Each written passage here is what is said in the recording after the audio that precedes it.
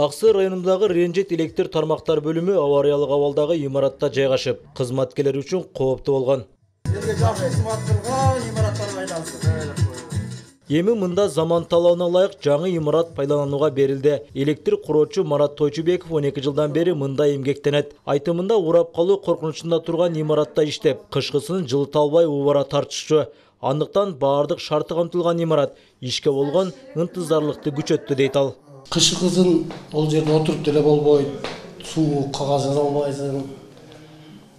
Отурсаң эми 5-10 мүнөт отурасың чыдап, анан лучше ишке кетип калганың жакшы, көчөдө ысыгыраак.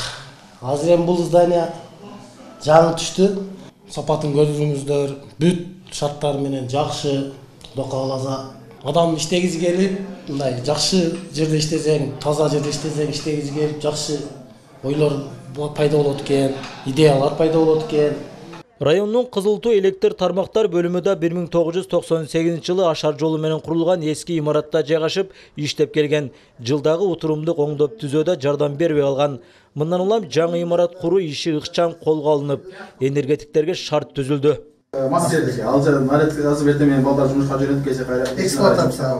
Төрт бөлмөдөн турган имарат заманбап жабдуулар менен кошо камсыздалып, калкты тейлөөнү жакшыртты. Эми азыр шүгүр биздин жетекчилерибизге ушундай шарт заманбап шарт түзүп берип атат. Эми бул шарт биз үчүн кандай стимул, бул стимул менен биз только иштешибиз керек, элге электр энергияны үзгүлтүп беришибиз керек, өз убагында сатылган электр энергиянын акчасын жыйнап алып келишибиз керек. Биздин кызматыбыз. Курулуштун ар бири 1 миллион 900 миң сомго бааланган. Акыркы 5 жыл аралыгында Жалал Абад электр тармактар ишканасынын карамагында 7 жаңы участка курулуп ишке берилген. Жалпы Жалал Абад область боюнча бизде 110 подстанция боло турган болсо, участкаларыбыз 44 участка бар, ушундай участкаларданчы. Эми бул участка Аксы боюнча айтып кете турган болсок, Аксыда 5 участкабыз бар. 5 участканын 2 участкасы централизованный болуп, булар имарат курулган, ал жерде өзү ошол ресмиден чогуу.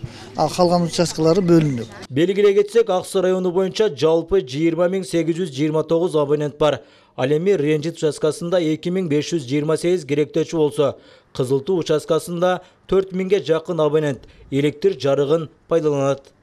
Ильяс Турдубай уулу, Байман Тургуналиев, Ала Тоо 24, Жалал Абад облусу.